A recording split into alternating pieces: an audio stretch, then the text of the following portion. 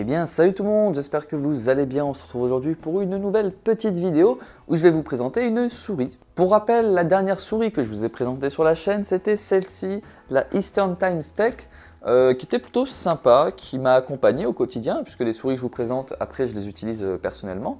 Et aujourd'hui donc on va partir sur celle-là. Voilà, on va voir ce qu'elle vaut. Petit déballage en premier temps. Donc voilà le packaging. Bon, vous avez ici le nom de la marque et le site pour aller vous renseigner si jamais. Au dos, vous avez quelques informations plutôt basiques, rien de super incroyable. Donc on va plutôt procéder à l'ouverture. Bon, je pense que pour le prix de cette souris, il ne faut pas s'attendre à grand chose au niveau du packaging. Bon, voilà. On a ici un petit manuel d'utilisateur, j'imagine. Voilà. C'est plutôt sympa. Et ici, vous avez justement le How to Use. Alors, où est la partie française, s'il y en a une? Et voici la partie Cocorico. Voilà, bon, je vous le mets ici. Vous pouvez prendre un screen si vous voulez. Très bien. Passons à la souris, parce que c'est ça le plus intéressant. Ok. Donc, elle ressemble à ça. Pour le coup, je ne sais pas encore, hein, à vrai dire, si elle va me servir au quotidien, celle-là, puisque l'autre marche encore très bien. Mais je cherchais une souris à présenter et je suis tombé sur celle-ci qui me paraissait quand même plutôt pas mal. Alors on peut voir qu'il y a un port USB juste ici qui va du coup avec ce câble, très bien. Et on peut voir qu'on peut bien sûr la brancher en Bluetooth, sinon ce ne serait pas amusant.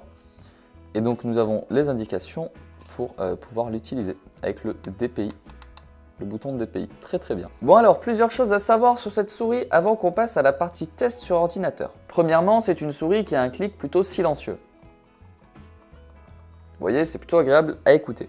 Ensuite, c'est une souris, ça c'est un gros point fort, qui possède sa propre batterie. C'est-à-dire que vous n'aurez pas besoin de changer de pile et notamment l'usage de ce câble n'est pas pour pouvoir la connecter à votre ordinateur. Vous pouvez bien sûr, mais je trouve que le câble est un tout petit peu court pour cet usage. Non, le vrai avantage c'est qu'il y a une batterie à l'intérieur. Et donc vous pouvez profiter de cette souris sans vous soucier de l'utilisation d'une pile. Et enfin quelque chose que je trouve intéressant dans cette souris gamer, hein, rappelons-le, qui ne paye pas de mine. Pourquoi? Eh bien tout simplement, et c'est pour ça que je l'ai choisie, elle est très sobre. Et oui, parce que l'autre souris était beaucoup plus gamer, il y avait des LED un peu partout, même dans l'aspect, hein, ça faisait pas du tout sérieux. Alors que cette souris, hein, pour prendre mon cas personnel, je pourrais l'emmener à l'école par exemple, en amphithéâtre. Ça passe sans souci et en même temps l'utiliser chez moi pour un usage plus dans les jeux vidéo. Et donc vraiment c'est une souris passe-partout comme vous le voyez et je trouve qu'elle fait bien l'affaire pour ce genre d'utilisation à la fois chez soi plus en gamer et lorsqu'on est à l'extérieur dans un milieu professionnel, vraiment elle ne choque pas.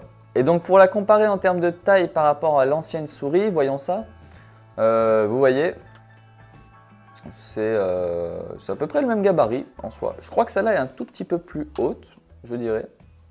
Elle me paraît plus haute, un petit peu plus large aussi. Donc c'est vraiment plus une souris de bureau, je pense, clairement, mais qui peut être utilisée parce qu'elle a un haut DPI et en plus de ça, elle a des petits boutons sur le côté. Donc ça, c'est vraiment pratique. Pour commencer à utiliser la souris, vous avez juste à retirer la clé USB qui est juste ici. Vous venez la brancher sur un des ports USB de votre ordinateur. Et ensuite, la souris est utilisable.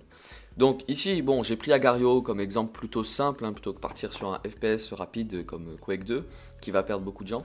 Je pense qu'Agario, c'est un jeu plutôt connu, donc c'est pas mal pour tester, ne serait-ce que la sensibilité. Vous voyez la souris qui se déplace. Vous pouvez bien sûr augmenter votre DPI. Vous pouvez bien sûr augmenter votre DPI sur la souris selon vos préférences. Moi, habituellement, je joue vraiment avec le DPI le plus bas. Donc c'est pour ça que vous remarquerez que le curseur se déplace plutôt lentement, mais ça c'est un choix personnel. Il peut se déplacer beaucoup plus rapidement, c'est à vous de choisir le DPI que vous voulez. Et enfin, concernant des caractéristiques un peu plus précises, si vous avez fait arrêt sur image, vous aurez remarqué qu'on peut s'éloigner à 10 mètres de la puce de réception avec la souris avant que le signal ne se coupe. Et voilà, sur ce, cette vidéo se termine. J'espère qu'elle vous aura plu. Je vous aurai présenté cette petite souris sans trop grande prétention, mais je suis sûr que comme moi, certains sauront y trouver quelques avantages. Je vous mets le lien dans la description si jamais vous voulez vous renseigner ou la commander. Et on se dit à très bientôt. Bye bye.